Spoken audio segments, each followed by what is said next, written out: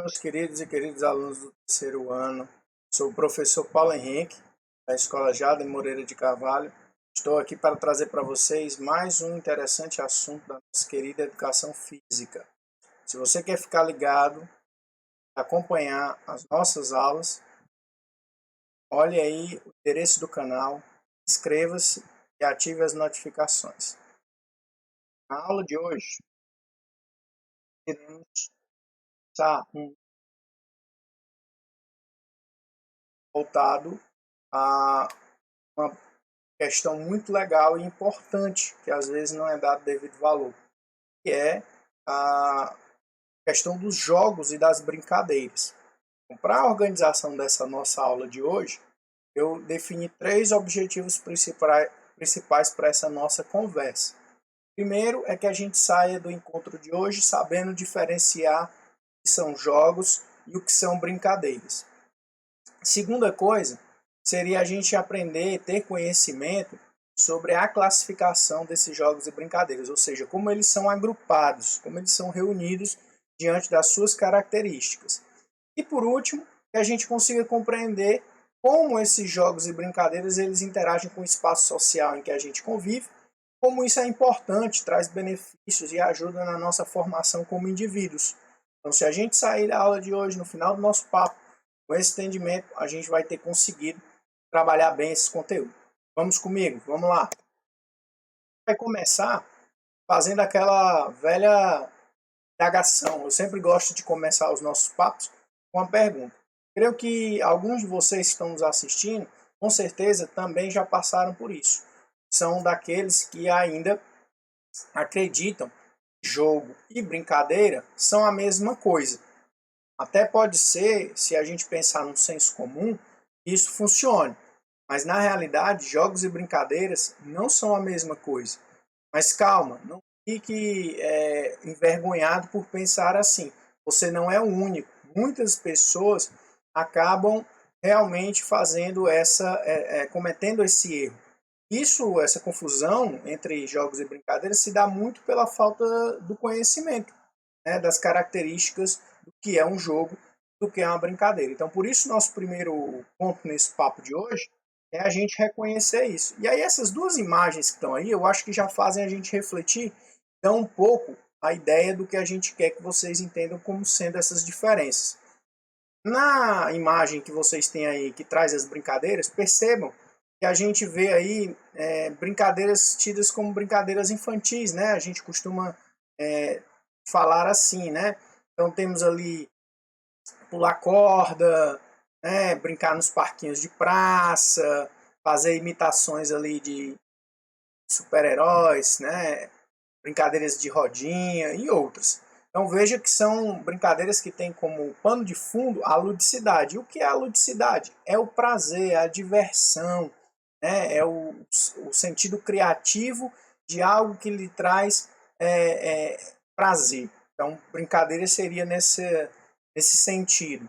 Já ali na imagem do jogo, vocês estão vendo ali vários tabuleiros, peças, né? Um objetivo de chegar no final, e é mais ou menos por essa linha também. O jogo, ele por mais que tenha simplicidade, não seja complexo, o jogo ele tem uma organização interna. Os participantes, que são os jogadores, eles têm uma meta, eles têm um objetivo final. E principalmente, toda essa organização interna e esse objetivo final são mediados por regras que precisam ser cumpridas. Então essas seriam algumas das características. Acho que agora já deu para vocês entenderem um pouco e fazer essa noção na mente de que brincadeiras e jogos realmente não são a mesma coisa, né? Possuem diferenças importantes que a gente precisa conhecer. E aí eu trago para vocês, então, as definições, já que agora a gente já começou a refletir melhor sobre essas diferenças. A brincadeira seria a ação de brincar, de se divertir, de entreter, como eu falei para vocês, né? O prazer, o lúdico. Geralmente elas vão ter a finalidade de encenar algo, alguma situação do cotidiano, né? A famosa brincadeira de casinha, tipo, e utiliza esses objetos para essas encenações. A principal diferença da brincadeira para outras atividades diárias é exatamente o caráter de diversão e o uso assim intenso da criatividade, né? Outra definição que eu trago é a de jogo, né? O jogo, como eu mostrei ali para vocês, ele é toda e qualquer atividade em que exista a figura do jogador, que no caso é o participante, é o praticante desse jogo, e que existam regras, ou seja, existem normas que dão a organização interna de como vai funcionar essa atividade. Ele pode ser jogado em ambiente restrito ou livre, não importa o grau de complexidade da regra, elas podem ser até bem simples, mas elas precisam existir para caracterizar um jogo. Então, seriam essas as definições, e agora ficou bem claro para vocês que a partir de agora a gente não trata mais brincadeira e jogo como sendo a mesma coisa, né? Só que nesse universo de jogos e brincadeiras, nós percebemos que há uma variedade muito grande, né? Ele é muito extenso. E por isso mesmo, a gente precisa fazer alguns agrupamentos, algumas classificações. Então a gente costuma agrupar jogos e brincadeiras com características semelhantes em grupos, para a gente entender elas melhor. Então, como é que a gente faz isso? Talvez eu falando, vocês consigam imaginar, fechar os olhos e imaginar melhor. Por exemplo, a gente tem um grupo de brincadeiras e jogos que a gente costuma chamar de populares. São brincadeiras e jogos que surgem no dia a dia do cotidiano, né, da população. Variam de local para local, né? Tem muito um traço da questão cultural daquela população, daquele espaço ali, mas aparecem com nomes diferentes dependendo do regionalismo, mas são sempre utilizadas por crianças, adolescentes e adultos, né, nesses espaços. É o caso, por exemplo, de Amarelinha, Peteca, né, e outros. Temos também um outro grupo que vocês vão lembrar facilmente, que são os brinquedos cantados e as cantigas de roda, né? Principalmente as crianças menores, né? Os adultos utilizam muito disso para envolvê-las, e elas mesmas gostam muito, né? Temos aí como exemplo mais clássicos o Escravo de Jó, Atirei o Pau no Gato, né? Que entram nessa classificação de jogos brinquedos cantados e cantigas de. Temos os famosos jogos de tabuleiro, esses fazem muito sucesso já com crianças maiores e adolescentes, né? Então, esses jogos são chamados assim porque eles normalmente são disputados em uma espécie de tabuleiro, em um campo, em um espaço, né, determinado. Toda uma organização interna, como eu falei para vocês, tanto é que só aparece a palavra jogos, né? Jogos de tabuleiro, não são brinquedos de tabuleiro. E aí vocês têm os mais famosos, né? Xadrez, dama, dominó e outros, né? Vários outros que nós temos aí no universo da brincadeira e do jogo. Temos também alguns jogos que são chamados de jogos dramáticos, e eles requerem uma interpretação, uma encenação, uma coisa meio teatral, e são jogos de mímica, né? Vocês já devem ter até brincado de alguns que vão dando pistas, e os participantes eles têm que fazer sem falar, fazer imitação, improvisação, né, para tentar que a equipe descubra. Então, esses jogos são também um grupo importante. E um outro grupo que a gente vai falar bem dele mais na frente, com mais propriedade nas nossas próximas aulas, são os jogos cooperativos. São jogos que não têm finalidade competitiva em geral, né? Não há ali a ideia de que saia um vencedor. Como exemplo, a Mãe Corrente, Mãe Ajuda, Pique Bandeira, que o que vale mais é o trabalho coletivo, o trabalho mútuo de todos para prol daquilo, né? Talvez vocês conheçam esses jogos com outros nomes. Por exemplo, Mãe Corrente é aquele famoso tipo de pega-pega em que você pega uma pessoa, você corre agora com ela de mão dada, formando uma corrente. O objetivo é que todo mundo que participa da brincadeira seja pego e forme uma grande corrente. Então esse é o grande barato da brincadeira. Fechamos assim o nosso segundo objetivo. Antes de entrar no terceiro e último, eu faço esse alerta, né? Infelizmente, quando a gente fala desse conteúdo de jogos e brincadeiras, muitas pessoas, né, fazem uma menção pejorativa de jogos e brincadeiras, acreditando que isso é algo inerente apenas a crianças, né? Só brinca e joga quem é criança. Eu, adulto, não tenho tempo para isso. Ou então, só joga e brinca, se não for criança, aquele que não tem algo importante a realizar, ou seja, que está ocioso, que não faz nada da vida. Isso é um erro. É um erro porque, na verdade, jogos e brincadeiras são muito mais do que só ocupar o tempo livre. Jogos e brincadeiras trazem, na sua essência, inúmeros benefícios para a nossa formação como indivíduos, para a questão corporal, para a questão mental, e devem ser praticados, devem ser usados em qualquer idade, por mais que eles sejam predominantes na infância, né, e na adolescência, mas jogos e brincadeiras são bons para adultos, para idosos, para pessoas de qualquer idade. Então até coloquei esse cartazinho aí brincando, mostrando que brincar faz bem à saúde, né? O Ministério da Saúde adverte. Agora então ao nosso próximo ponto, que é o nosso terceiro ponto desse bate-papo de hoje, que é discutir a relação do espaço social, né? Já que a gente falou que jogos e brincadeiras são importantes para indivíduos de qualquer idade, é importante que a gente entenda os espaços sociais. Espaço social, gente, ele é algo que não é concreto, a gente não consegue pegar nele. Ele não existe de forma concreta.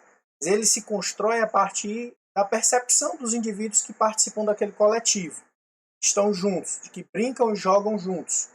Né? Então, se a turma da sua rua, né, do seu bairro, se junta, faz jogos, faz brincadeiras, se reúne daquela maneira, vocês criam ali um espaço social que é próprio de vocês, que tem regras, que tem elementos próprios que precisam ser levados em conta. Então, para ilustrar isso, eu coloquei essas duas imagens para vocês entenderem como esses espaços sociais eles são diferentes, eles podem ser diferentes. De um lado, você tem aí jovens jogando online, né, em telas, né, de computadores, o que é uma realidade muito comum hoje em dia. Isso, mesmo sem o contato físico, sem se conhecerem a quilômetros de distância, eles fazem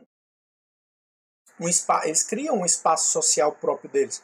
Na verdade, vocês vão ver que cada um se conhece pelo seu blog do jogo, cada um tem até o próprio linguajar que eles usam para jogar fazem com que aquela comunidade ali se entenda.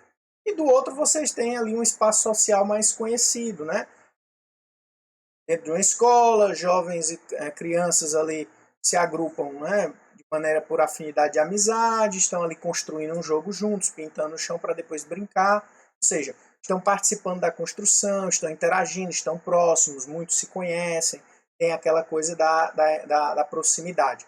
Então, são dois exemplos bem distintos, mas que todos dois formam, né, criam a percepção de espaços sociais. Dentro desses espaços sociais, os jogos e brincadeiras eles podem ser inúmeros, né? Passear aí, criar situações inúmeras. E aí eu destaco para vocês duas classes de jogos que trabalham muito essa questão do espaço social, onde a gente precisa de pessoas ao lado, coletivos, onde a gente trabalha em equipe, que a gente está junto, né? Que a gente precisa, às vezes, da colaboração de um adulto, se for criança. E são os jogos educativos. Esses jogos são classificados assim, com esse nome. Eles estimulam e favorecem o aprendizado. E a gente coloca de crianças e adultos, porque também somos, né, nós adultos também precisamos e continuamos o aprendizado constantemente. Esse aprendizado se dá por esse processo de socialização, de estar próximo, de aprender com o outro aquilo que você não sabe. E ainda mais, de quebra, contribui para a formação da nossa própria personalidade. A gente começa a lidar com opiniões diferentes, com pessoas diferentes, com vivências e experiências diferentes, né, entre todos. Os jogos, como esses jogos educativos, eles têm exatamente esse caráter de instrumento pedagógico, de ensinar, né, porque eles precisam dessa integração, eles precisam desses elementos da educação, né, como o desenvolvimento das potencialidades individuais, formação da nossa cidadania e até mesmo a nossa orientação para o convívio, né, na prática social, no dia a dia, em sociedade. Então, tudo isso, né, esses jogos ajudam com regras que vão servir para nosso convívio, regras sociais no dia a dia e por aí vai. Então, são jogos muito importantes, classificados dessa maneira. Outro jogo que é muito importante para o espaço social, porque também trabalha com essa ideia lúdica de interação, são jogos no espaço recreativo, né? Aqueles jogos ao ar livre, de grupões, né? Que a gente faz em retiros, acampamentos, ou mesmo quem ainda no seu bairro tem esse hábito, né? Aquela aquela rua que tem muitos jovens, muitas crianças, reúne todo mundo da rua, ou de ruas próximas, né, numa praça, um espaço que tenha, e fazem, né, aquela interação, aquela brincadeira, né, aquele jogo. Ele tem como objetivo claro a ideia de recrear, distrair, de diversão mesmo, né, tanto para crianças, jovens e adultos. Mas ele tem uma coisa que é a integração, né? O conteúdo, o aprendizado, ele acaba vindo disso, contato com o outro, né? Da conversa, do diálogo, estar próximo, né? Isso ajuda na nossa formação, tanto cognitiva, né? Tanto conhecimentos cognitivos, quanto da nossa evolução motora, base de movimentos. E essas brincadeiras elas acabam trazendo elementos novos para o nosso repertório motor. E também o lazer, que é extremamente importante para o ser humano, né? A diversão, esse lúdico, o prazer, bem importante. E aí do lado eu coloquei uma imagem que faz alusão a isso, né? São motivadores de interesse, melhoram a coordenação, não são alguns benefícios. Contribui para a formação integral do indivíduo, são atividades que têm o interesse da gente, possibilitam leveza de movimentos e facilitam desinibição, né? Dão aquele aspecto mais de desinibição da gente, tá certo? Mas, gente, agora agradecer, chegamos ao fim.